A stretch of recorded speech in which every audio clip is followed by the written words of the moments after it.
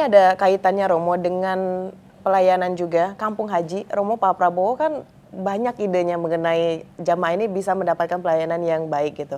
Ada rencana akan dibuatnya Kampung Haji di Saudi begitu ya Romo. Nah, sejauh ini bagaimana itu perkembangannya Romo? Iya, memang tentang Kampung Haji ini memang sangat spesifik ya. Haji tahun yang lalu kan saya masih turun sebagai pengawas. Dapat info beliau datang. Ternyata beliau datang langsung ketemu MBS. Dalam dialog dengan MBS, beliau bercerita tentang banyaknya jemaah umroh kita yang setahun kurang lebih 2 juta itu.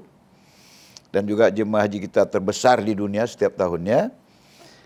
Wajar dong kalau dia kemudian minta nek poso cewone yang mbok dikasih pelayanan lebih. Ya. MBS juga paham.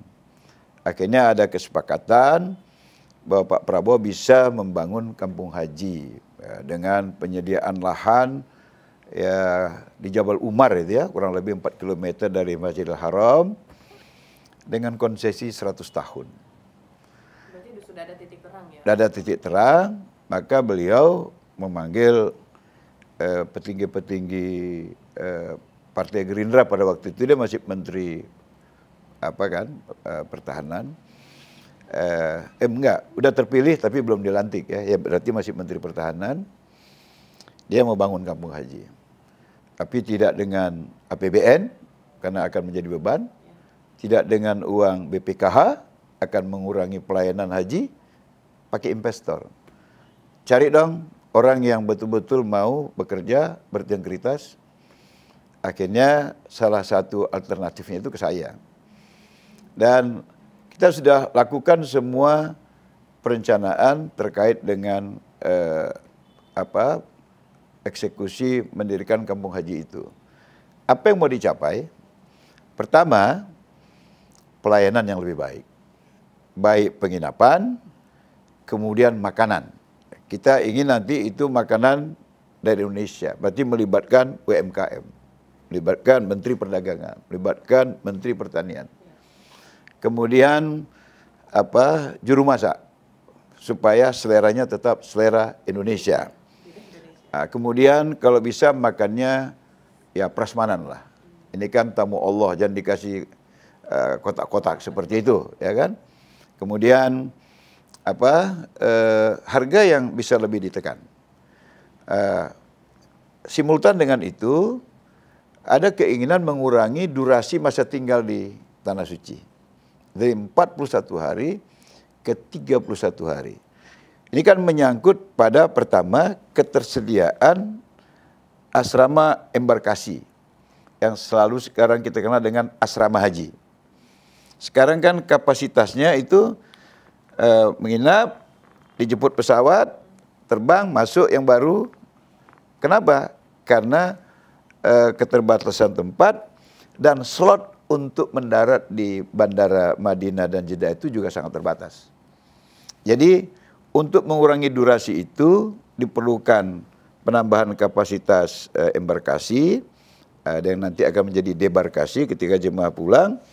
Yang kedua, agak slot yang lebih leluasa mendaratkan pesawat dan take off pesawat dari bandara yang ada di Tanah Suci. Dan ini sudah kita pikirkan, dan tentu diperlukan pesawat pribadi. Jadi kita sudah hitung, kita harus beli pesawat baru, minta dibangunkan bandara yang cukup, yang itu bisa lebih eksklusif untuk Indonesia, walaupun terbuka untuk negara lain. Supaya apa? Supaya tidak terganggu slot penerbangan, dan di situ kita bisa mengurangi durasi tinggal di Tanah Suci. Itu berarti plus mengurangi lagi biaya haji. Di sisi yang lain, karena itu miliknya Indonesia, kita tidak membelanjakan habis uang kita.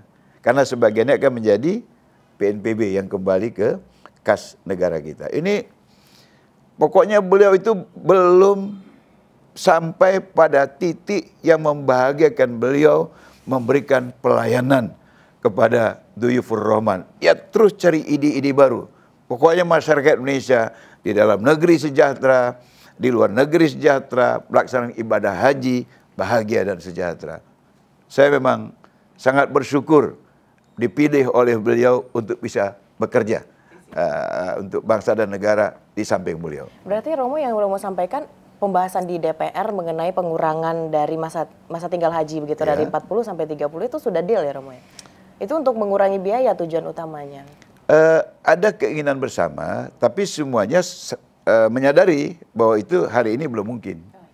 Karena fasilitas embarkasi yang belum ditingkatkan dan juga keleluasaan slot penerbangan yang nggak mungkin kita peroleh hari ini dengan keterbatasan kapasitas di Madinah dan di Jeddah. Maka harus ada fasilitas yang baru. Kita menuju ke arah itu dan harus ada pesawat yang representatif. Sekarang kan pesawat-pesawat yang mengangkut kita itu mungkin yang milik sendiri cuma Saudi. Yang lainnya itu kan juga sewa. Ini sangat tergantung juga dengan ketersediaan pesawat yang akan disewa. Jadi harus diadakan juga pesawat yang baru. Oke. Pertama tentu kita berharap agar semangat untuk berhaji itu tetap dipelihara. Yang kedua, ya innallaha la yanzuru ila suwarikum wala yanzuru ila ajsamikum walakin yanzuru ila fi qulubikum wa a'malikum. Allah tidak melihat bentuk rupa kamu, bagaimana cara kau beribadah. Allah cuma melihat yang di hatimu dan pengamalan dari apa yang ada di hatimu itu.